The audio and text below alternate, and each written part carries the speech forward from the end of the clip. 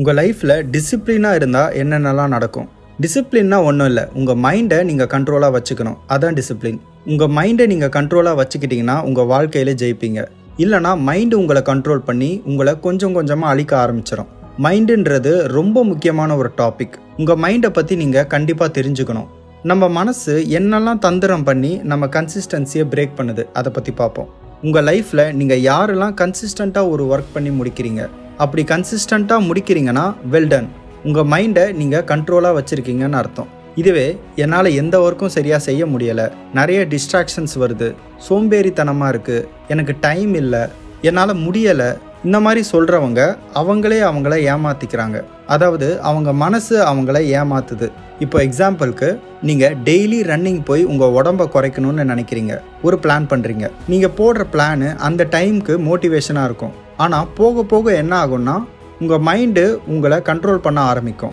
என்னை மீறி நீ எப்படி டிசிப்ளினாக ஒரு ஒர்க்கை பண்ணுவ அப்படின்னு அது உங்களுக்கு ஒரு சேலஞ்சு விடும். நீங்களும் கான்ஃபிடென்ட்டாக ஆரம்பிப்பீங்க.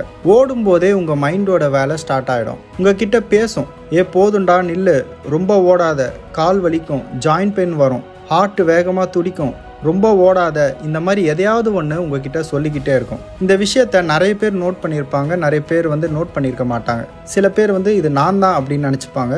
பட் அது நீங்கள் கிடையாது, உங்கள் மைண்டு உங்ககிட்ட பேசுறது. இந்த மாதிரி எதையாவது ஒன்று சொல்லும். நீங்கள் ஃபர்ஸ்ட் ரவுண்டை முடிச்சுட்டு செகண்ட் ரவுண்டை ஆரம்பிக்கும் போது அப்போவும் உங்கள் மைண்டு பேசும், வேணாம் இன்னைக்கு இது போதும், ரொம்ப ஓடாத, நாளைக்கு ரொம்ப கால் வலிக்கும். இந்த மாதிரி நம்ம மைண்டு நம்மளை டிஸ்டர்ப் பண்ணிக்கிட்டே இருக்கும். இதை கண்டுக்காமல் கன்சிஸ்டண்ட்டாக ஓடுறவங்க சில பேர் இருக்காங்க. அவங்க ஒரு பெரிய சக்ஸஸை பார்ப்பாங்க. ஆனால் இந்த மனசோட பேச்சை கேட்டு இந்த மோட்டிவேஷனில் ஃபெயில் ஆனவங்க நிறைய பேர் இருக்காங்க. ஒரு நாள் ஓடுவாங்க, அடுத்த நாள் ரெஸ்ட் எடுப்பாங்க. மைண்டு சொல்லும், இன்னைக்கு நிறைய சாப்பிட்ருக்க, நாளைக்கு ஓடிக்கலாம், இந்த மாதிரிலாம் சொல்லி உங்களை நல்ல விஷயம் பண்ணாமல் தடுத்துரும். மைண்டு ஏன் அப்படி பண்ணுதுன்னா அதோட வேலையே அதான். பெரிய பெரிய சித்தர்கள், ஞானிகள்லாம் அவங்க மனசை கண்ட்ரோல் பண்ணி தான் அவங்க பெரிய ஆளாக இருக்காங்க.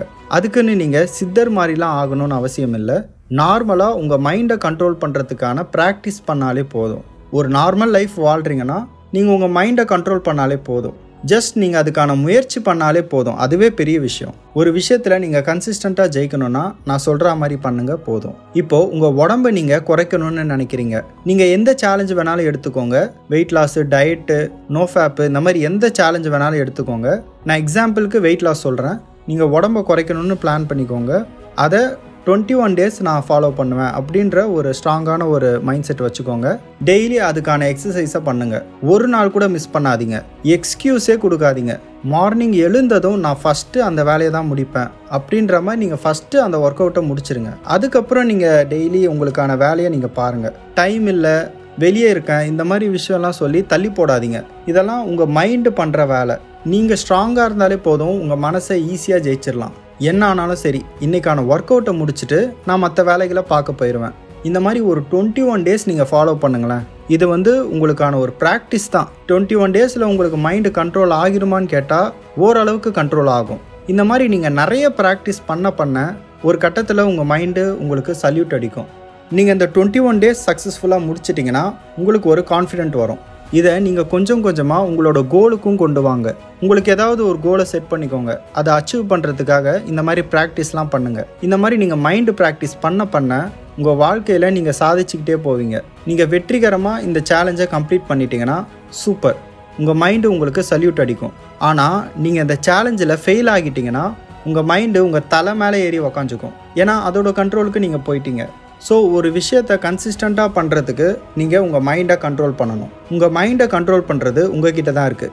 என்னால் உங்களுக்கு சாவி மட்டும்தான் கொடுக்க முடியும். அந்த புதையலை கண்டுபிடிச்சி அதை ஓப்பன் பண்ணி பெரிய ஆள் ஆகிறது உங்கள் கையில் தான் இருக்குது. ஸோ கன்சிஸ்டண்ட்டாக ஒரு வேலையை செஞ்சு ப்ராக்டிஸ் பண்ணுங்கள். 1 வீக் கூட எடுத்துக்கோங்க. இப்போ 1 வீக்கில் நான் சமைக்க கற்றுக்க போகிறேன், அந்த மாதிரி ஏதாவது ஒன்று உங்கள் மனசை மீறி நல்ல விஷயம் பண்ணிகிட்டே இருங்க. நீங்கள் ப்ராக்டிஸ் பண்ண உங்கள் மைண்டு உங்களுக்கு நல்லா கண்ட்ரோல் ஆகும். ஆர்மிலலாம் பார்த்தீங்கன்னா ஏர்லி மார்னிங் 4:30க்கெலாம் எழுந்துப்பாங்க. அவங்களுக்கு எக்ஸ்கியூஸே கிடையாது. அவங்களுக்கெல்லாம் மைண்டு நல்லா கண்ட்ரோலாக இருக்கும். ஏன்னா அவங்க ஒரு விஷயத்த டெய்லி கன்சிஸ்டண்ட்டாக பண்ணும்போது அவங்க மைண்டு அவங்களுக்கு கண்ட்ரோல் ஆகும். உண்மையாகவே மைண்டு கண்ட்ரோலாக வச்சுருக்கவன் எப்படி இருப்பான் தெரியுமா? அவன் ஹெல்த்தில் கான்ஷியஸாக இருப்பான். டெய்லி எதையாவது லேர்ன் பண்ணுவான். நோ ஃபேப் ஃபாலோ பண்ணுவான். ஒரு லவ் பண்ணுறதுல கூட ட்ரூவாக இருப்பான். ஒருவனுக்கு ஒருத்தி, அந்த மாதிரி ஒரு மனக்கட்டுப்பாடோடு இருப்பான். செல்ஃப் டிசிப்ளினாக இருப்பான். அவன் எந்த விஷயத்த பண்ணாலும் சக்ஸஸ்ஃபுல்லாக பண்ணி முடிப்பான். மற்றவங்களுக்கு ஹெல்ப் பண்ணுவான். அவன் வாழ்க்கையில் ஜெயிச்சு ஒரு நல்ல உயர்ந்த நிலைக்கு போவான். ஒரு மனக்கட்டுப்பாடோடு இருக்கிறவன் இப்படி தான் இருப்பான். நீங்களும் இந்த மாதிரி இருக்கிறதுக்கு முயற்சி பண்ணுங்க. நல்லா எக்ஸசைஸ் பண்ணுங்க. உங்கள் ஹெல்த்தை நல்லா வச்சுக்கோங்க. ஹெல்த்தியாக சாப்பிடுங்க. லைஃப்பில் ஏதாவது ஒரு கோலை செட் பண்ணுங்க. அதுக்கான முயற்சியை டெய்லி எடுங்க. போர் அடிக்கும், வெறுப்பாகும், அதெல்லாம் உங்கள் மனசு உங்களை ட்ரிகர் பண்ணுறது. பட் கன்சிஸ்டண்ட்டாக நீங்கள் ஓட ஓட பெரிய சக்ஸஸ்ஃபுல் பர்சனாக மாறுவீங்க. சும்மா எல்லார் மாதிரியும் சிம்பிளாக ஒரு வாழ்க்கை வாழ்ந்தோம்னு இல்லாமல் எதையாவது ஒரு விஷயத்தில் சாதிக்க ட்ரை பண்ணுங்கள். ஒரு குட்டி கதை இருக்குது. பட்டர்ஃப்ளையை சேஸ் பண்ணி போகாதீங்க. உங்களுக்கான அழகான கார்டனை உருவாக்குங்க. டைம் எடுக்கும், பட் உருவாக்குங்க. பட்டர்ஃப்ளைஸ் உங்கள் கார்டனை தேடி வரும். தேங்க்யூ.